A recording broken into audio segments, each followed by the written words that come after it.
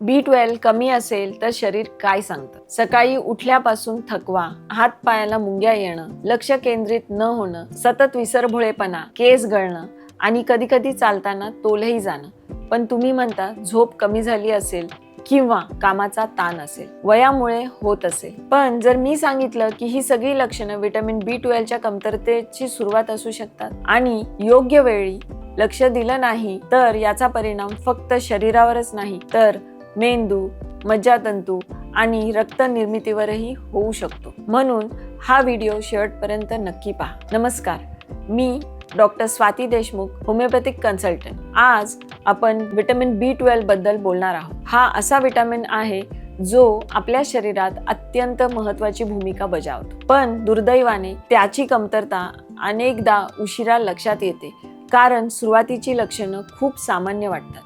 आज आपण जाणून घेऊ व्हिटॅमिन B12 शरीरात काय काम करतं, त्याची कमतरता असल्याची सुरुवातीची लक्षणं कोणती, कोणाला जास्त धोका असतो आणि योग्य वेळी काय करायला हवं. व्हिटॅमिन B12 शरीरासाठी का महत्त्वाचं आहे? व्हिटॅमिन B12 आपल्या शरीरात लाल रक्तपेशी तयार होण्यासाठी आवश्यक असतात. याशिवाय मेंदूचं कार्य, मज्जातंतूंचं आरोग्य आणि शरीरातील अनेक महत्त्वाच्या प्रक्रिया सुरळीत चालण्यासाठी त्याची गरज असते. म्हणूनच B12 कमी झालं तर त्याचा परिणाम शरीराच्या अनेक भागांवर दिसू शकतो. B12 कमी असल्याची 8 महत्त्वाची लक्षणं. पहिलं, सतत थकवा आणि अशक्तपणा.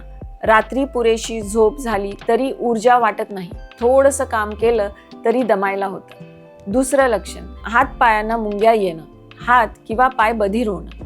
मुंग्या येणं किंवा जळजळ जाणवणं हे B12 च्या कमतरतेमुळे मज्जातंतूंवर परिणाम झाल्याचं लक्षण असू शकतं. तिसरं, लक्ष केंद्रित न होणे. कामात लक्ष लागत नाही, अभ्यासात एकाग्रता राहत नाही, सतत विसरभोळेपणा जाणवतो. चौथं, चक्कर येणं. उभं राहिल्यावर चक्कर येणं, कमजोरी जाणवणं ही सुद्धा काही वेळा B12 कमतरतेशी संबंधित असू शकतं. पाचवं, त्वचा फिकट दिसणं. चेहऱ्यावरची चमक कमी होणं. त्वचा फिकट दिसणं काही वेळा अशक्तपणामुळे सुद्धा होऊ शकतं. सहावं कारण, जीभ लाल होणं किंवा दुखणं. जीभ गुळगुळीत, लाल होणं किंवा दुखत असेल तर हेही B12 कमतरतेचं एक लक्षण असू शकतं. सातवं, चालताना तोल जाणं. दीर्घकाळ B12 कमी राहिल्यास काही लोकांमध्ये चालताना अस्थिरता जाणवू शकते. आठवं, मूडमध्ये बदल. चिडचिड, उदास वाटणं, काहीच करावंसं न वाटणं यामागे अनेक कारणं असू शकतात आणि B12 ची कमतरता त्यापैकी एक असू शकते. कोणाला B12 कमी होण्याचा धोका जास्त असतो? पूर्णपणे शाकाहारी आहार घेणारे काही लोकांमध्ये B12 ची कमतरता होण्याची शक्यता जास्त असते. उदाहरणार्थ, वाढतं वय किंवा औषधांचा दीर्घकाळ वापर किंवा शरीरात B12 ॲब्झॉर्ब होण्याची समस्या, पोट किंवा आतड्यांशी संबंधित काही आजार. म्हणून जोखीम असलेल्या व्यक्तींनी डॉक्टरांच्या सल्ल्याने तपासणी करून घेणं योग्य ठरू शकतं. काय करायला हवं? जर तुम्हाला ही लक्षणं वारंवार जाणवत असतील तर स्वतःहून B12 इंजेक्शन किंवा सप्लिमेंट सुरू करू नका. सर्वप्रथम डॉक्टरांचा सल्ला घ्या. गरज असल्यास रक्त तपासणी करून B12 ची पातळी तपासली जाते. त्याच्या रिपोर्ट्सनुसार योग्य उपचार, सप्लिमेंट्स किंवा इंजेक्शन्सची गरज ठरविली जाते. अनेक रुग्ण विचारतात, B12 कमी असेल तर होमिओपॅथी उपयोगी ठरते का?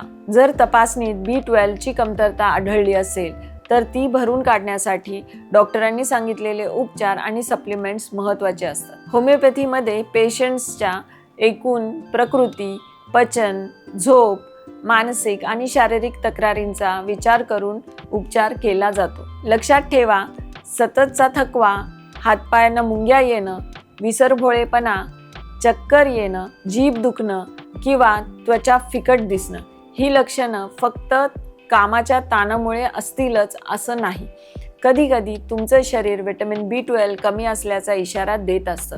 वेळेवर तपासणी, योग्य निदान आणि डॉक्टरांच्या सल्ल्यानुसार उपचार यामुळे पुढील गुंतागुंत टाळता येऊ शकते. जर हा व्हिडिओ तुम्हाला उपयुक्त वाटला असेल तर लाईक करा, शेअर करा आणि चॅनलला सबस्क्राईब करायला विसरू नका. तुम्हाला यापैकी कोणती लक्षणं जाणवली आहेत किंवा व्हिटॅमिन B12 संदर्भात काही प्रश्न असतील तर कमेंटमध्ये नक्की विचारा. पुन्हा भेटूया अशाच एका महत्त्वाच्या आरोग्यविषयक विषयासह. धन्यवाद.